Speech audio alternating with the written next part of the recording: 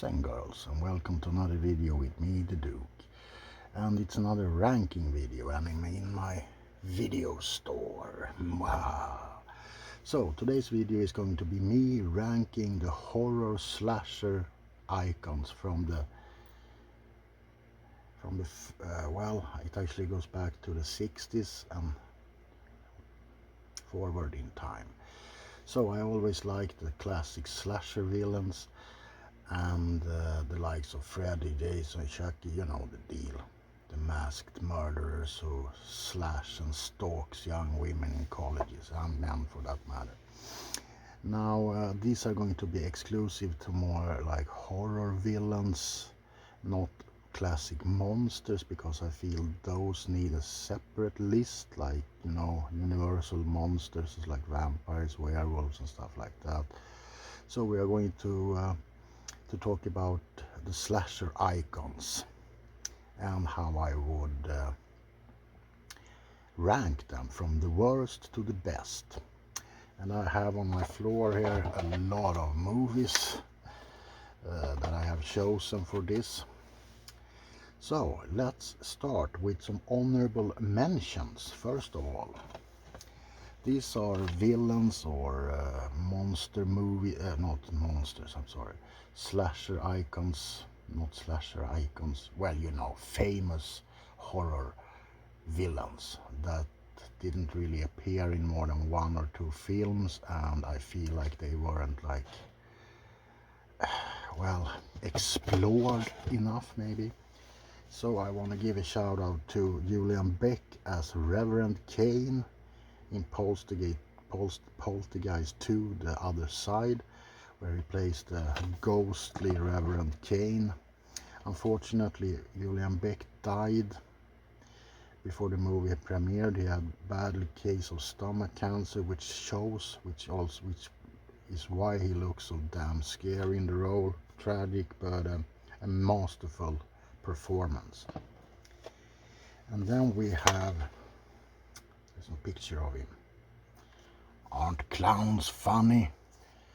We are talking about Captain Spaulding from Rob Zombie's House of a Thousand Corpses and the Devil's Rejects. He was also in the third one, Three from Hell, but unfortunately another great actor died before, and it was Sid Haig, so he wasn't in more than a couple of scenes in from Three from Hell. But he sure was iconic, to say the least, and I would have loved to see more movies with him. And then we have one that I don't have in my hand right now, but we have Hannibal Lecter from Silence of the Lambs, and I'm talking of course of the Anthony Hopkins version, because I haven't actually seen that much of Mads Mikkelsen, but for me Hannibal the Cannibal will always be Anthony Hopkins. And then we have one of my favorite slashers. This is The Burning, and it has an awesome killer named Cropsy, who was a camp handyman that was burned horribly in a prank and comes back and kills the kids in, I think it's called Camp Blackfoot, or is that another one? Doesn't actually say. It might be that Camp Blackfoot was in the slaughter, the one with Angela, the transgender guy. Anyway, Cropsy, an amazing Tom Savini creature effect. Now let's get into the real list, because we have a lot of them here. And I would say my least favorite slasher icon is unfortunately Jigsaw from the Saw franchise. It's not that I don't like Tobin Bell, and I think that the Billy puppet is extremely creepy, but it's just an old guy, and it's not doing it by himself, and he dies after the third or second movie, and it's just briefly seen in flashbacks. So yeah, he might be counted as a slasher horror icon, but I'm sorry, it's not for me. But I do like some of the Saw movies. And then we have a series that I do like, kind of. But I don't think that the villain is iconic at all because it's just a guy in a mask. And I know this is the wrong mask. And it's not just a guy in a mask, it's actually what I was going to say is that it's several persons in a mask. So it's different guys or girls all the time. Which makes it kind of in the Saw territory that it's not like... Now I could get behind that the mask was kind of possessed, so everyone who put it on took the kind of same behavior or something like that. I do love the first Saw movies, Scream movies. Tired today. But for me they haven't been like masterpieces in any way or form. The first one is pretty funny, especially the ending is very fun. But yeah, sorry Ghostface, you're not one of my favorites. Then we have one that's pretty creepy. But I wouldn't say he's exactly that horrifying. And it's Norman Bates, the original Psycho, played by Anthony Perkins in an excellent role. Now I have to say, I love all the Psycho movies, and I love Norman Bates as a character, and I love Anthony Perkins, rest in peace by the way. But for me, Norman is more tragic than scary. He isn't like a hulking muscle guy.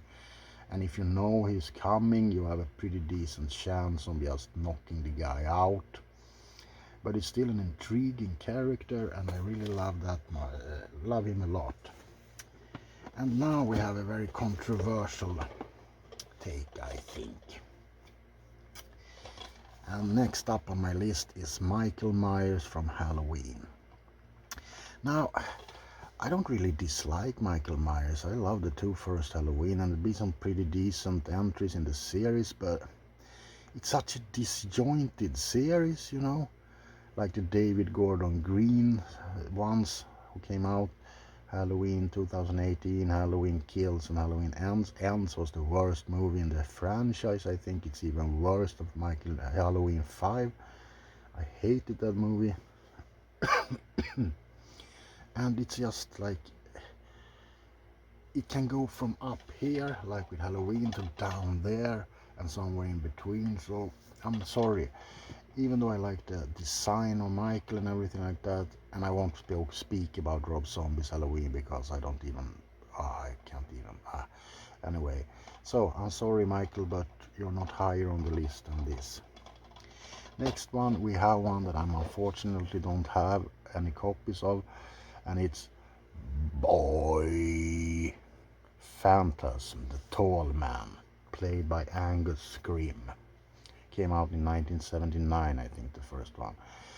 And just like Halloween, this series is very disjointed. The first two are excellent, the third is okay, but the ones after that, I think it's 5 all in all, aren't that great. And Ravager, I think the last one was a shit show. So that's why I won't put him higher, but Angus Scrimm as the Tall Man is pretty much iconic. He's like this otherworldly guy who steals bodies from the morgue and transforms them into to dwarves, and sends them to slave labor on his home planet. And he is opposed by two guys. One is called Reggie, and he has the baddest skull that you will ever see, and he's almost on par with Ash as a cool. He also have a shotgun with 3 barrels not in the first one, but they kind of, you know how it is with these movies, like it start out pretty serious and then it just becomes weird. So yeah, the Tall Man, Angus Scrimm. Next up we have, and this is one that I actually thought about a lot before doing this video, because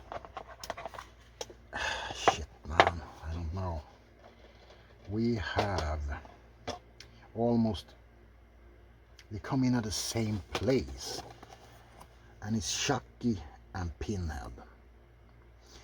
As with Phantasm and Halloween, the first two are amazing. The third one is more of a slasher, you know, Pinhead cracks one-liners and he doesn't act like he's supposed to. The other movies in the series are like, he's not even in them that much, and it's often like old scripts with just Pinhead tagged onto them. I did like Judgment, which unfortunately didn't have Doug Bradley in it as Pinhead. Another guy was playing him, but I think he did a pretty good job, and it was really disgusting. So yeah, Pinhead and Chucky, because I think Chucky was excellent in the first two movies, but it just became too much, too convoluted. And when you see a guy get killed so many times and he always comes back, which is of course true for all the other characters on this list, but it just becomes ridiculous after a while. And to make a whole TV series which doesn't really know if it wants to be serious or just comedy. And I think the Tiffany girl, God bless Jennifer Tilly, I love her, she's really beautiful, but it's just too much. Sorry. Now, we're going into the top tier, and we have Leatherface. And again, another character in the same place, Chop Top from Texas Chainsaw Massacre 2. Now, this is, by the way, my awesome Texas Chainsaw DVD special edition chainsaw version, which has a lot of extra material. Got this for my sister, thank you very much. Yeah, so Chop Top is of course Leatherface's brother, and he only appears in Texas Chainsaw 2, and it's played by Bill Moseley, who makes oh my god, he's so entertaining. That movie is, I think Texas Chainsaw 2 is the best of the bunch. I love part 1 and I love part 2, but I think if I want to see a movie out of sheer entertainment value, I will always choose part 2. And it has Dennis Hopper and Caroline Williams as Stretch, and it's just bloody good time. And Tom Savini was the guy who made the effects, and I love Texas Chainsaw 2, and I love Chop Top, and I love Bill, can't remember his name, who plays Leatherface. He's like this childish brute with a heart, which sounds odd, but anyway. Dogs will hunt, lick that plate, Leatherface. And if you remember, I actually made a couple of ASMR role plays as Chop Top and as Leatherface. So yeah, love those guys. Now we are in the top 3, and my on third place is Jason Voorhees. I know this is Friday the 13th part 1, and he isn't in it except for the jump scare in the end. But I love Friday the 13th. I love Jason. Not love him, obviously, because he would chop my head off, but I love the series as a whole. I think 1, 2, 3, 4 are awesome. 5 I didn't care about. 6 was awesome with like his back, the man behind the mask with Alice Cooper, and it had Tom Matthews playing Tommy Jarvis, and it had fun scenes. And New Blood, So Manhattan, and then Jason X, which was weird, not bad but weird. And then we had of course Jason Goes to Space, which I didn't like at all. I didn't like the look of Jason, and I'm talking about pre-becoming a cyber Jason, because they changed him up too much. And also a shocking fact, I don't think Kane Hodder is my favorite Jason, because he's supposed to be dead and he breathes a lot, and he's like, I don't know, he's just too square, even if he's big. And then we have of course Freddy versus Jason, which was fun but nothing remarkable. So yeah, Jason Voorhees, my guy, you're in the third place. Now, the time of Truth. And this one is hard. But on second place, and this might come as a big surprise because you know I hate new movies. But my heart is with Art the Clown from Terrifier. The first one wasn't that great story-wise, but I loved, what's his name? I have to watch it up. David Howard Thornton's portrayal of Art. It's playful. It's like all of the slasher villains poured into one big, awesome monster. And I loved Terrifier 2, and I can't wait to watch Terrifier 3. I say Art the Clown is up there with the big three giants. Jason, Art, well, okay, Michael, if you take it from a cultural aspect. Yeah, love you, Art. And do I have to say it? Here's Freddy. Freddy Krueger, played by Robert Englund, the only one who can play him. Jackie Earle Haley made a pretty decent attempt in a horrible movie, which isn't that bad as people say, but it's still nothing to write home about. But yeah, Freddy was the guy who ignited my love for slasher movies. Actually, and I saw the first one in '84 when it came out, and I fell in love with it. I loved Freddy's wits and his looks and the knifed glove, and yeah, it was just an amazing bloody movie, and nothing can really top it. Art comes close because of his gestures, these, but for me, Freddy, you will always be number one. So there you have it, ranked all of the movie monsters, villains. I hope I haven't missed anyone. I don't think I have. I'm looking eagerly through my collection and I can't really see anyone. Well, maybe another little bit of a honorable mention is, of course,